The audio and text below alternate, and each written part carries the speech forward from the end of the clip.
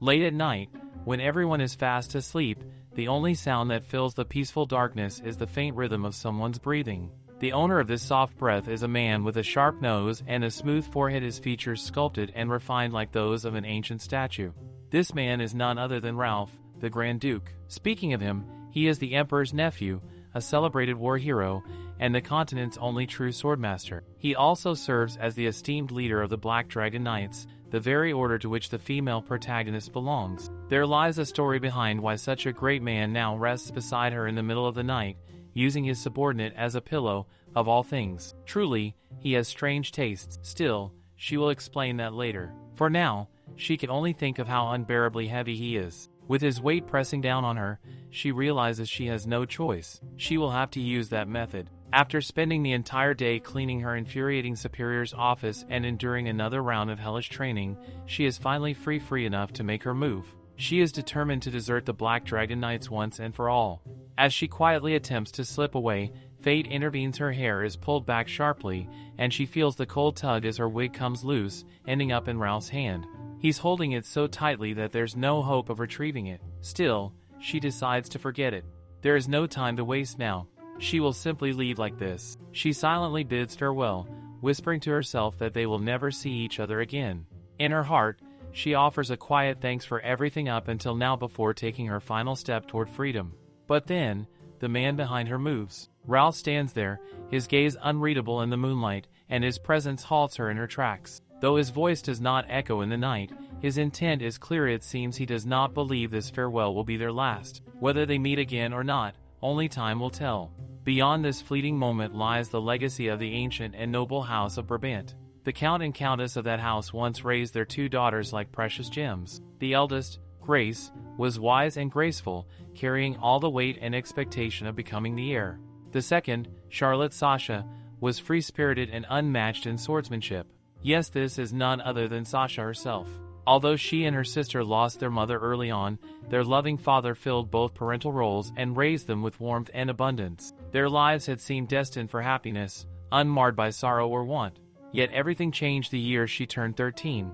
Her father's sudden death shattered their peaceful world. Losing both parents so young was devastating, but what shocked her even more than being left alone with her sister was the strange realization that soon followed. She remembered now this is the world inside a novel. It is not a tale with a happy ending, but one that concludes with the death of her beloved sister, Grace, the radiant heroine known as the Rose of Brabant.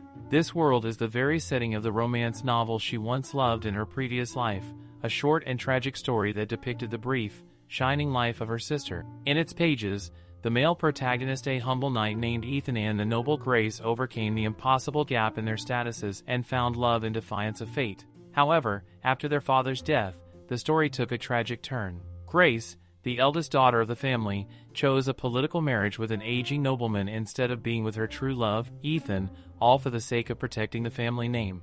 Ethan, a humble knight of common birth, could only stand by helplessly and watch her make that fateful decision. Afterwards, he volunteered to join a distant subjugation mission, quietly removing himself from her life. Time passed, and the lonely Grace, bound in a loveless marriage, dies. Receiving the devastating news, he gets overwhelmed by grief. Ethan followed her into the afterlife soon after. And thus, the tale ended, a bad ending, devoid of hope, warmth, or dreams. In that moment of memory, Sasha feels her sister's arms around her, the gentle promise spoken in her ear. Her sister would protect her, no matter what. Sasha wonders then, so what if this world is a novel? The warmth of Grace's embrace feels far too real to be fiction. Everything, she realizes, began after their father's passing. Grace has not yet married, and Ethan has not yet departed for his fatal mission. There is still a chance, still a fragile window to rewrite fate. Sasha vows to make certain her sister never ends up trapped in that political marriage, to ensure that Grace receives the love she was denied in the original story. She will change the plot itself and give her sister the happy ending she deserves. Yet, it has already been 4 long years since Sasha first resolved to alter the future, and she still hasn't managed to change a single thing. She tried countless times. She attempted to warn her sister about the future, but Grace had only laughed softly, treating Sasha's warnings as nothing more than the whimsical fancies of a younger sibling. She tried to offer financial help, hoping to secure the mines mentioned in the original novel, but they were already owned by another family. Every attempt, every desperate plan fell apart for one reason or another. Sasha had truly believed it would work this time. Yet the results remain the same. The family's fortune has declined, and Ethan, once a familiar face around the estate, has long since stopped visiting. For years have passed in futility, and frustration burns in her chest like fire. Then someone calls her name. She turns sharply. It's John, a young man from the renowned Albrecht Marquis VIII, a lineage celebrated for its swordsmanship. He is her childhood friend, and his father serves as both her godfather and her instructor in the art of the sword. Many of Sasha's earliest lessons were spent in the Albrecht training yard, crossing blades beneath the afternoon sun. When she asks why he is here, John replies that he came to check on her. After all, this is his family's estate. Sasha blinks, confused, before demanding what he means by check on her. John answers with calm gravity. He has heard that Lady Grace and Duke Hermann have begun discussing marriage. The word strikes Sasha like a thunderclap. She stammers, demanding to know where he heard such a thing. John simply replies that the information came from his father and that she should know better than anyone how skilled the Albrecht family is at gathering intelligence. Sasha's heart pounds. That means that event, the one she has dreaded all these years, is finally approaching. No matter how desperately she has struggled, the story's path is aligning once again with its tragic course. If it has come to this, then there is only one path left for her to take. She must send that old Duke straight to the afterlife before he can claim her sister's hand. But before she can act, John seizes the sword from her trembling hand. His voice rises. Did she truly believe his father taught them swordsmanship for something like this? Sasha glares at him. What else can he possibly expect her to do? Is he just going to stand by and watch her sister be forced into marriage with that man? He tells her to calm down. But Sasha can't. Her voice trembles with both anger and despair as she explains that his parents are doing everything they can to stop this marriage too. She expected as much. No matter how much influence Grace's suitor holds in the political world, the age difference alone makes the union unbearable. The man in question, Duke Hermann, is 80 years old. Her sister's intended husband is none other than the old Duke himself, a figure powerful enough to force a marriage upon their family, the household of the Brabant Count. He is a man who holds immense political power and, even more dauntingly, the Emperor's own father-in-law. Honestly, Sasha wouldn't care who her sister married if only Grace could be happy. But it cannot be him. Anyone but that old man. The very thought makes her stomach twist with unease. Yet, as much as she wishes otherwise, she hasn't even spoken to Grace about it yet, and that silence tells her everything. It seems her sister has already made up her mind. Sasha can feel it.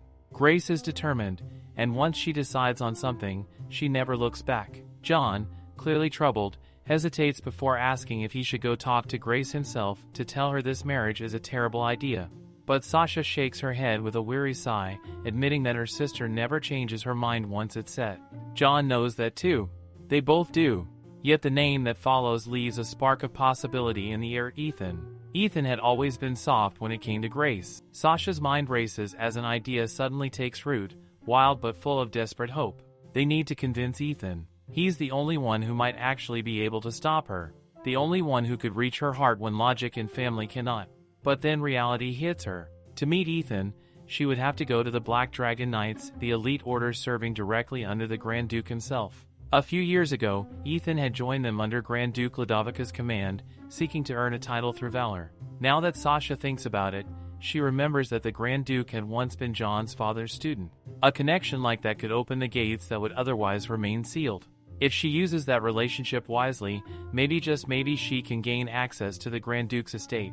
She turns to John, determination burning in her eyes, and asks if he has any business with the Black Dragon Knights. To her surprise, he nods, saying that he's actually supposed to meet the Grand Duke next week. The words ignite her resolve instantly. Perfect. She tells him to take her with him. They can't afford to waste another moment. This is their only chance, their final plan. Ethan must be the one to personally convince Grace. This time, Sasha swears, she will change her sister's future. In her desperate determination to save her sister that she completely forgets one crucial detail, she is headed straight for the Black Dragon Knights. And among them awaits the infamous Grand Duke Ludovica, the strongest man in the world, and the one they call the Mad Duke. Sasha presents her plan to John with fiery determination. First, she explains, she will accompany him to the Grand Duke's residence, posing as his escort knight. Then, while John engages in formal conversation with the Grand Duke, she will quietly slip away to the knight's quarters and find Ethan. Once she meets him, she will beg him to persuade her sister Grace to reconsider this disastrous marriage. If everything goes well and Grace changes her mind, perhaps even rekindling her feelings for Ethan, then the mission will be a success. All of this, Sasha insists, is for her sister's happiness. When she turns to John, her eyes glimmer with excitement as she asks if this isn't a perfect plan. But before he can answer, a deep, irritated voice rises from behind her master. He remarks, with biting sarcasm, that yes, it truly is the perfect sneaking plan. Her heart nearly leaps out of her chest as she turns to see him standing there, arms crossed and eyes blazing with fury. After enduring a lengthy scolding, Sasha trudges home, cheeks burning with humiliation. John, that sneaky traitor, had gone and called her master instead of helping with the plan. Her master's voice still echoes in her head how he had shouted at her, demanding to know if she had completely lost her senses. Was she really planning to sneak into the Grand Duke's residence just to meet Ethan? Did she think the Grand Duke's estate was some sort of playground? He ordered her to stop doing reckless things and behave herself for once. John, attempting to ease the situation, had said he would meet Ethan next week anyway, so she should simply wait. But Sasha isn't convinced. Leaving such an important task in Johan's hands feels impossible. He's far too unreliable. As she returns home, her mind full of frustrated thoughts, she notices something strange. A carriage she's never seen before is parked outside the manor. Usually, visitors only come during daylight hours. Who would arrive at such a late hour? She hides herself quietly by the hallway, peeking. There, she sees Duke Hermann, the very man her sister is supposed to marry, standing beside Grace. He questions her when would be a good time to announce the engagement.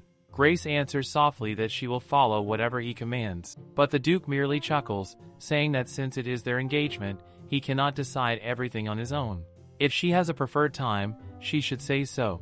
Grace hesitates, then replies that if the Duke permits it, she thinks it would be best to announce it after the fall harvest. The old Duke smirks knowingly. Is it because of Miss Sasha's coming-of-age ceremony? He asks, his tone teasing. Grace lowers her gaze and admits quietly, yes, but it doesn't have to be exactly at that time. He laughs again, pretending to be amused. He points her sister is practically part of his family now. He promised to take care of her as if she were his own. He is not the kind of man who would ruin such a day for a young lady. Then, with false warmth, he tells her not to worry and to continue with the engagement preparation. He will handle the rest. When he finally leaves, Grace's composure shatters. She collapses to her knees, trembling. The butler rushes to her side, alarmed, but she lifts a hand weakly and whispers, "It's fine." More importantly, keep the engagement a secret from Sasha. She plans to tell her herself when the time is right. Sasha watches from the shadows, her chest tightening. Even in this unbearable moment, Grace is worrying about her protecting her from the truth. Tears prick Sasha's eyes as she thinks, as long as sister can be happy, I'll be okay with anything. But then the realization hits her like a cold wind. They're planning to announce the engagement right after her own coming-of-age ceremony. The moment she dreaded most is drawing near. She gets up, brushing off the dust and the frustration on her face. It's fine, she tells herself. It's not like she's actually engaged yet. The timing to execute her plan has just been moved up a little, that's all. With renewed determination, she straightens her back. Yeah, let's focus on the main goal, meeting Ethan first. She grins, thinking she's an absolute genius and that she can totally pull this off. But poor Sasha doesn't realize how much trouble she's actually in. The knights keep apologizing to her, yet they remind her that the Marquis has repeatedly ordered them not to let her head toward the Grand Duke's residence under any circumstances. Her shoulders droop instantly, just like a deflated balloon. She can't believe it. She went through all this trouble, and now she's trapped in John's house? She sighs dramatically, muttering to herself that she feels like a Matsutake mushroom, delicate and helpless. The knights try to console her, assuring that the Marquis will be here shortly and asking her to please wait a moment. Sasha, however, is having none of it. No wonder people have been following me around, she thinks in disbelief. To think they even made wanted posters of me. But then, her spirit flares up again. Master. Even so, this Sasha won't give up. The Grand Duke's residence is a week's journey away by carriage, but she decides that's not a problem. She will just walk there. Who needs a carriage anyway? And so, taking advantage of the moment when the Marquis' knights are distracted, she makes her daring escape. She dashes out, slipping past the watchful eyes of her pursuers and heading straight for the Grand Duke's territory while avoiding every patrol on her trail. You might be wondering, how on earth did she manage to pull that off when there were wanted posters of her everywhere? Well, That's because her disguise game is on point. A magical wig to hide her long hair. A fake mustache to alter her look. Every detail nailed to perfection. Thanks to that, she survives the long week of travel. Once she enters the Grand Duchy, she knows they won't be able to track her anymore. Her plan is simple. The Black Dragon Knights are infamous for their lengthy visitor screening process, so she originally planned to use Johan's connections to get in. But since that's no longer an option, she has only one choice left: apply for a visit herself and hope the screening goes by quickly. Yet when she finally reaches the Grand Duke's residence, she's taken aback. She never expected there to be so many people crowding outside. She stares at the long line spiraling down the street. How am she supposed to get through this crowd? She wonders. Judging from the strict guards at the gate, it's clear they're restricting access for outsiders. Then she notices these people don't even look like nobles with invitation. What's this line even for? Suddenly, a loud voice rings out, instructing everyone to line up properly. Only those who pass the inspection will be allowed inside the Grand Duke's residence, and after today, they won't be admitting any more people. Sasha's eyes sparkle. So, if she passed the inspection, she can get into the Grand Duke's residence? She doesn't know what kind of screening this is, but whatever, since this is her last resort, she might as well go for it. She rushes to join the line, clutching the number she receives: no, 87. Unbeknownst to her, she's actually standing in the Black Dragon Knight's enlistment screening queue. Still, she's feeling pretty optimistic. Maybe she will get in today. One by one, people are getting disqualified. Another one out, then another. The man ahead of her starts complaining, saying it's ridiculous that they're disqualifying people just by looking at their palms. Sasha listens closely, intrigued. Wait, they're inspecting palms too? For an entry screening? That's way too strict. Someone asks why the last guy was disqualified.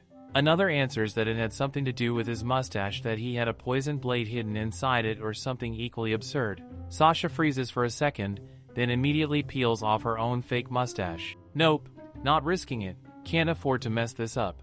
The crowd starts murmuring again. The atmosphere gets tense as they wait for the inspector. People whisper impatiently, wondering what kind of big shot is keeping everyone waiting outside in the street like this. Then Sasha sees him and her breath catches. That guy, he's the inspector? Black hair, eyes as red and vivid as blood. He's ridiculously handsome, but there's something seriously off about his aura. It's chilling, intense, like he could kill you with a single look.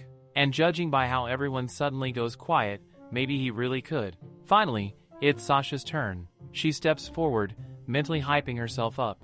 Alright, new strategy. Emphasize harmlessness. Be cute, be calm, be safe. They can't possibly find an excuse to pick on her if I act innocent. She straightens her disguise and puts on her best angelic expression. She's just an ordinary person here to visit Ethan. After all, nothing suspicious about that. The inspector looks at her, his crimson gaze unflinching. He tells her to lift her head, and Sasha flashes her killer smile, the one she's been saving for the perfect moment. But before she can even finish the expression, he hits her with a cold, emotionless word: disqualified. Sasha stands frozen. No way. Did she really just get disqualified that fast? She asks him why he is disqualifying her before even conducting an inspection. She insists that she is completely harmless, even pointing out that she has removed her mustache, and demands to know why he refuses to conduct an inspection. He replies that her smile is off-putting. She fusses around in frustration, questioning what kind of reasoning that is, and pleads for him to conduct the unfair test fairly. He coldly responds that a test is not needed because she is already disqualified. He orders Romeo to get rid of that one and bring the next candidate. She, however, declares that if this is how they intend to handle things, then she will not leave until they check her palm.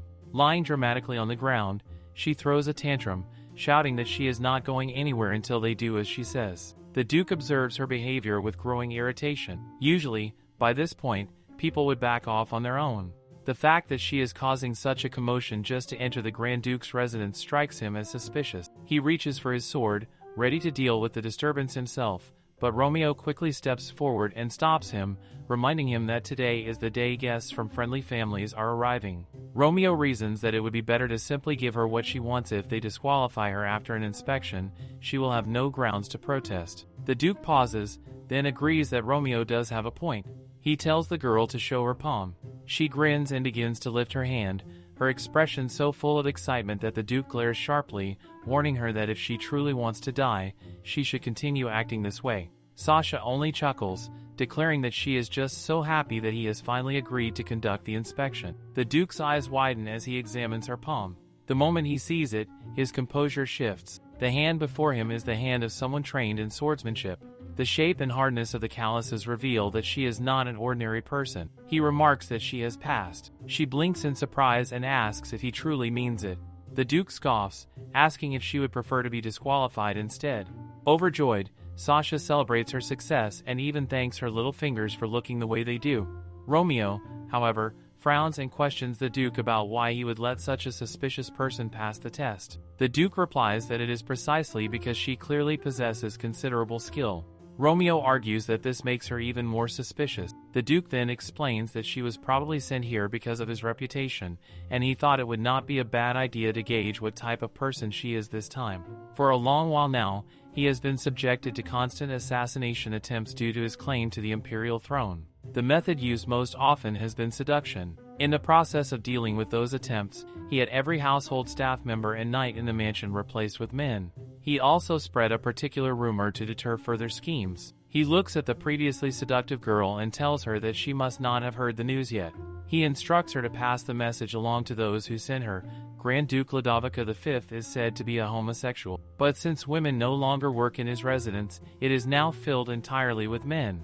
They have sent her, and she is excited to see how this goes. The record keeper asks if her name is Sasha and whether she has no last name. She confirms that she does not, and he remarks that regardless, he will call her 87.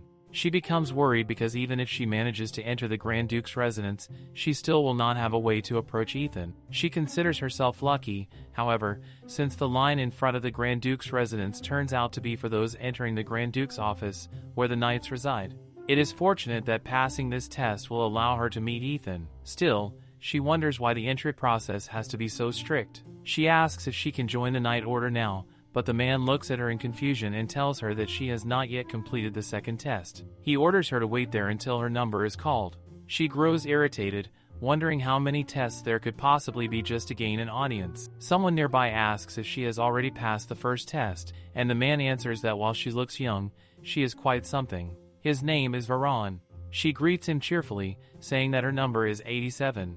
Varan asks if she is prepared for the second test, and she replies that she is not, quietly wondering whether the second test requires separate preparation. Varan informs her that there will be around 20 participants in each group and that it is said to be a fight to survive, so she should hurry and get ready. Sasha can hardly believe what she hears. They are actually making visitors fight to the death just to get an audience? No matter how strict the security may be, this seems far too extreme. She demands to know why they are going this far.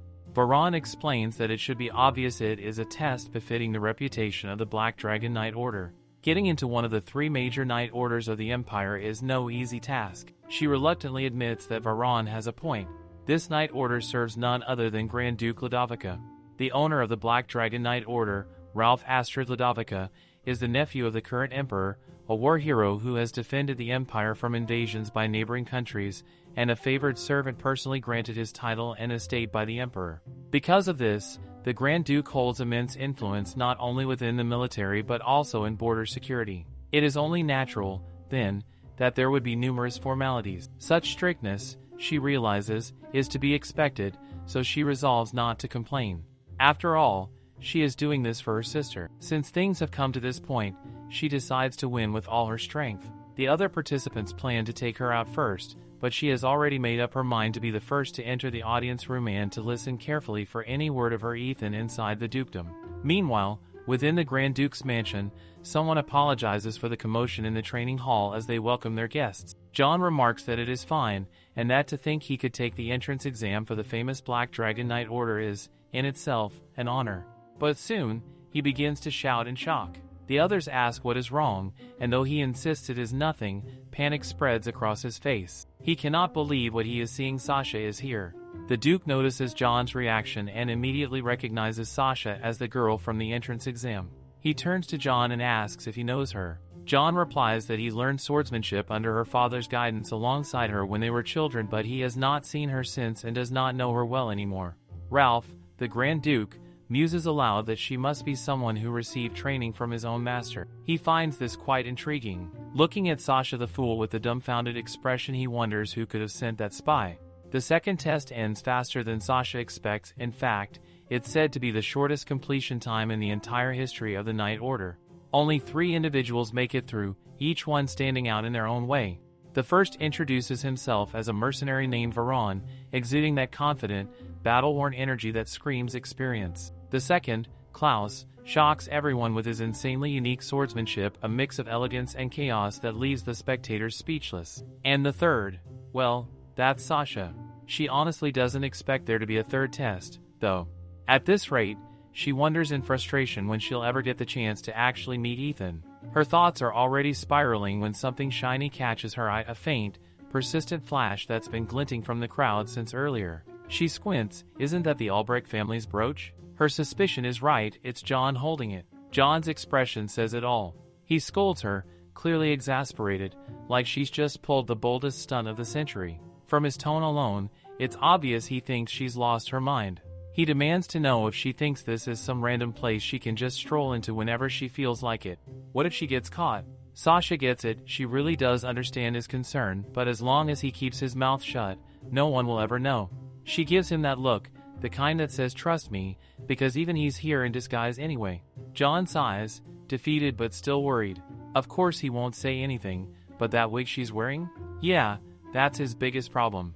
It looks way too risky. Sasha waves off his concern with a smirk and assures him that it's a magical wig, one that won't come off no matter what happens. Everything's going to be fine, at least, that's what she tells herself. He can't help but sigh again. He's told her 100 times to stay still, to stop charging into trouble, yet here she is doing the complete opposite, again. Sasha gets flustered, pouting that he's been nagging her non-stop since earlier. Honestly, it's starting to sound like a habit. But she snaps back at him anyway, asking if he has a plan that's any better than this visitation plan she's putting together. He admits that sure, joining the Night Order might be the most reliable route, but what if the Grand Duke finds out her true identity? It won't just end with her being kicked out, it could be way worse. Sasha knows exactly what he means, but she also knows there's nothing more important to her right now than her sister. Nothing. John looks away, clearly conflicted, but she pushes him, insisting that if he knows anything that could help, he'd better spill it now. Reluctantly, he does. He tells her that assassination attempts against the Grand Duke have been increasing lately. It's gotten so bad that it's nearly impossible to meet even the regular knights, let alone get close to the Grand Duke himself. He admits he was also denied a meeting not long ago.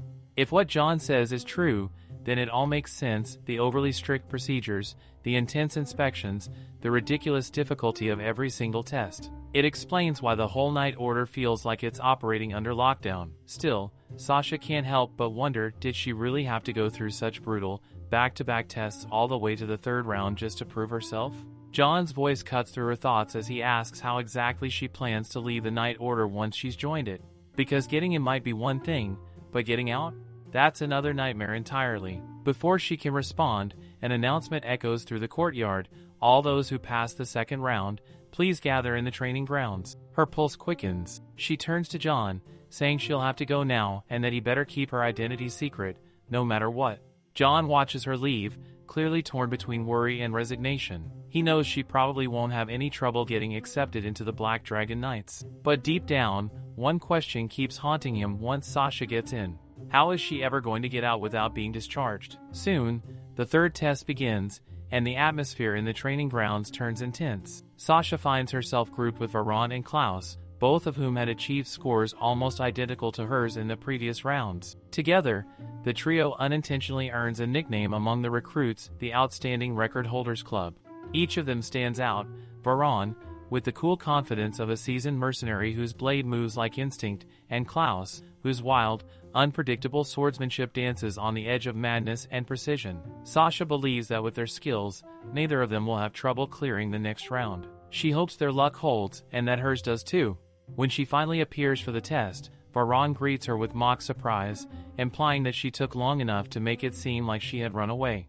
Before she can react, another voice intrudes, sharp and sneering. The words drip with disdain as Vigran, the 2nd son of the Egtra family, remarks how unbelievable it is that someone like her, so young and seemingly insignificant, managed to reach this stage. His tone carries the smugness of someone who believes that noble blood alone determines worth. He makes a pointed comment about how the young lord of the Albrecht family must have made certain promises to help her reach this far, hinting that Sasha's progress isn't earned but handed to her.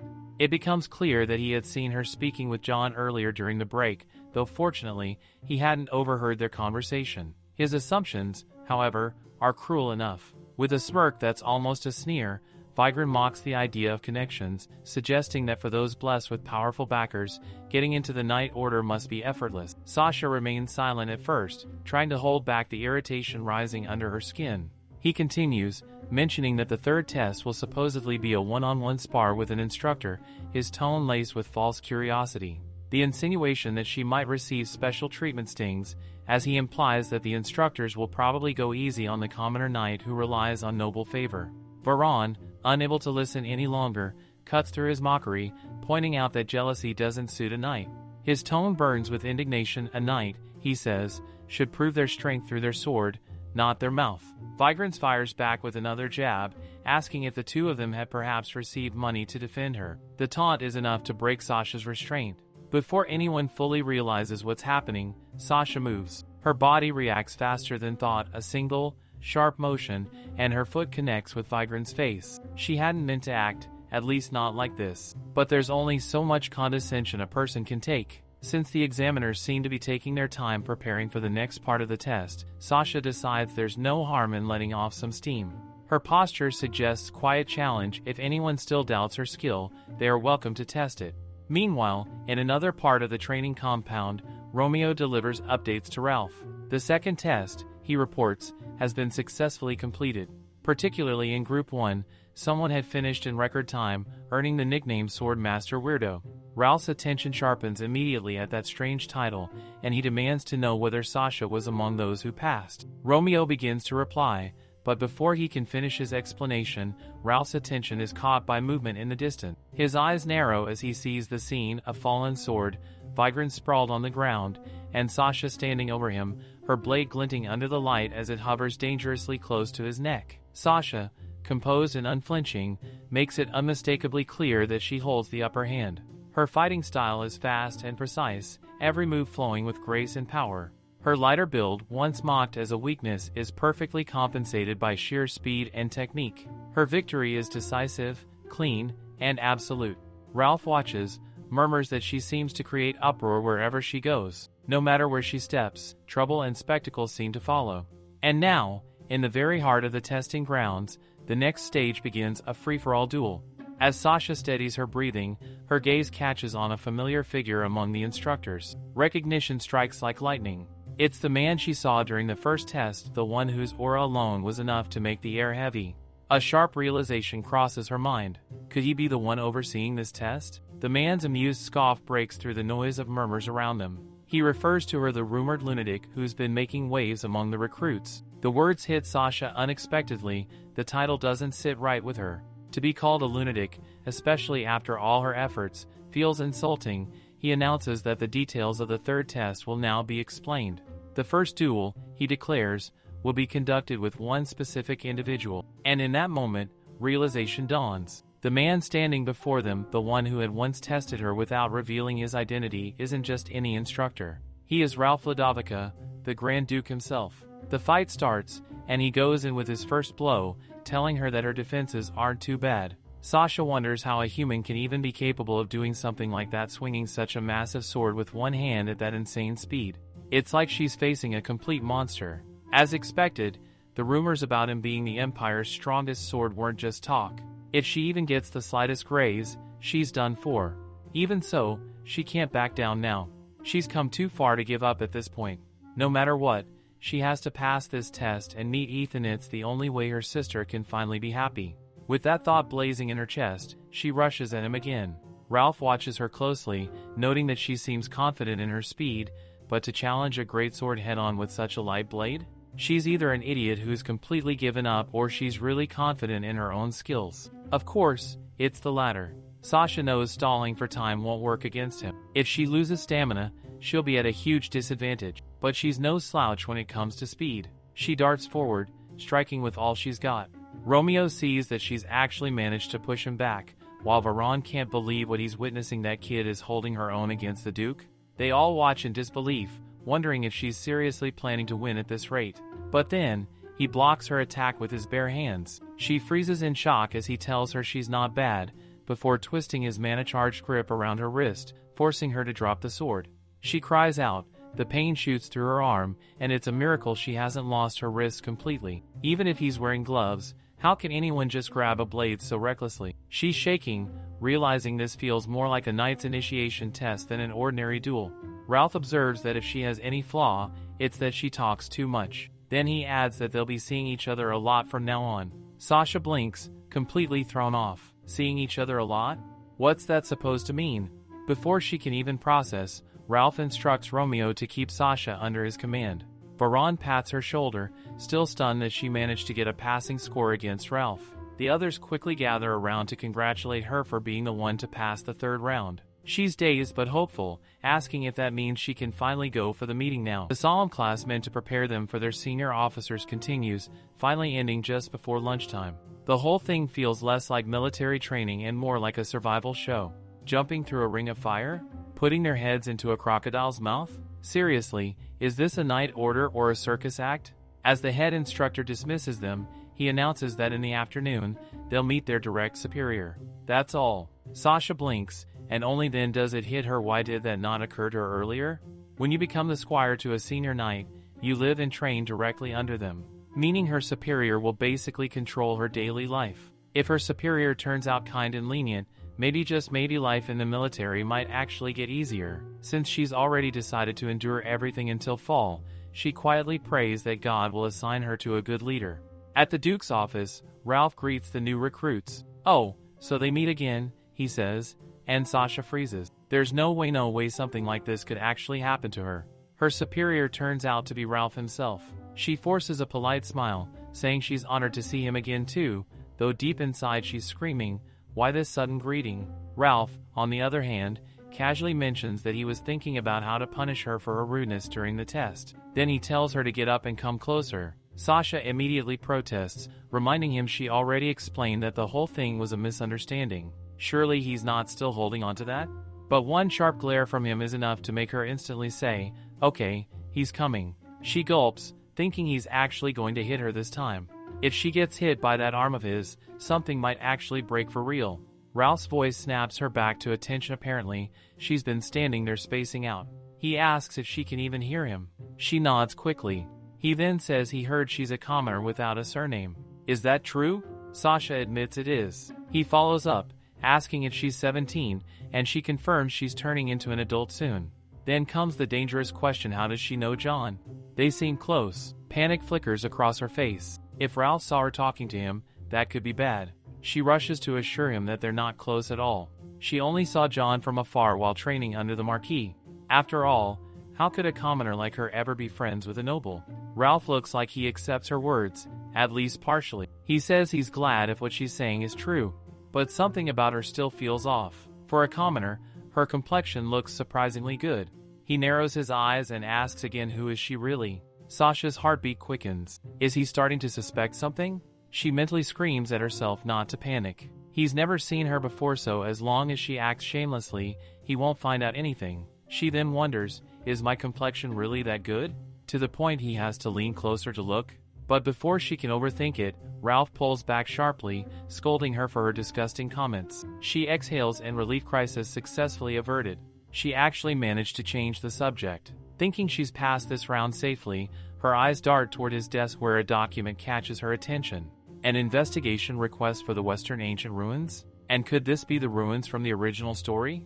Across the continent, several ancient ruins are believed to date back to before the royal dynasty era, each sealed by mysterious, ancient magic. The magic protecting their entrances automatically summons ancient monsters whenever intruders are detected, and since the dawn of the royal dynasty, no one has ever managed to break those seals. The ruins have always been a hot topic across the continent, every scholar, mage, and knight curious about who would eventually break the spell first. Among all of them, the largest, the Western Ancient Ruins, stands out as a legend. In the original timeline, the Emperor himself forcibly opened it in the later part of the story to show off his authority and magical prowess. But even he failed to break the seal.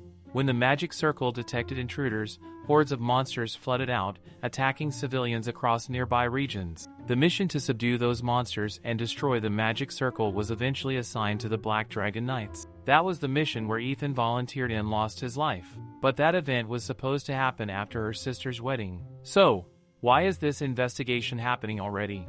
This wasn't part of the original timeline. Could something have changed? Could this be a problem? Ralph catches her staring at the document and narrows his eyes, clearly noticing her interest. But what would a commoner knight even know about this kind of classified mission? He casually asks if she's interested in the Western ruins. Sasha quickly shakes her head and says it's just her first time seeing something like a Knight Order mission document. Totally normal curiosity. Ralph, however, doesn't seem convinced. Instead, he lifts her chin and smirks, saying he thinks having her around could make things rather amusing. He's genuinely excited to see how things play out. Sasha's brain freezes. Why is he suddenly this close? Her cheeks heat up instantly. Before the situation gets any more awkward, a man enters, clearing his throat loudly, effectively slicing through the tension in the air. He politely says he hopes Ralph doesn't mind, but he needs a moment of his time. Ralph's mood flips. "What's this?" he demands. He didn't even ask for permission to enter. The man bows quickly, apologizing for the intrusion but insisting that he has to deliver a letter from His Majesty. He even adds, rather awkwardly, that he's sorry for interrupting during such a heated moment. Sasha, seizing the opportunity, immediately announces that in that case, she'll be leaving since Ralph clearly has work to do. But Ralph shuts that down instantly. He says there's no need for her to go in before she can even process it. He grabs her and pulls her into his lap, saying she should listen to the letter together. Sasha flails in protest, telling him to let her go, but Ralph simply orders her to stay still, reminding her that this is a direct order from her superior. She's left speechless. Why is he like this? Was he always like this in the original story, too? The man, clearly uncomfortable, tries again, saying he needs to discuss an important matter, so could the young lady please step outside for a moment? Ralph cuts him off, saying flatly that it's not possible. The man looks baffled, completely thrown off, while Ralph smirks and adds that he's rather fond of her and can't focus when she's not around. The man hesitates but finally extends the letter from the king.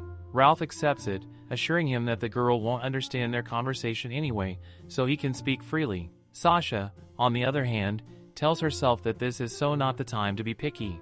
Whatever the Grand Duke's intentions are, she'll just have to play along and roll with it. She puts on a perfect act, turning toward the butler with innocent eyes and saying not to worry because in her eyes, there's no one but the Grand Duke here. She's already made up her mind.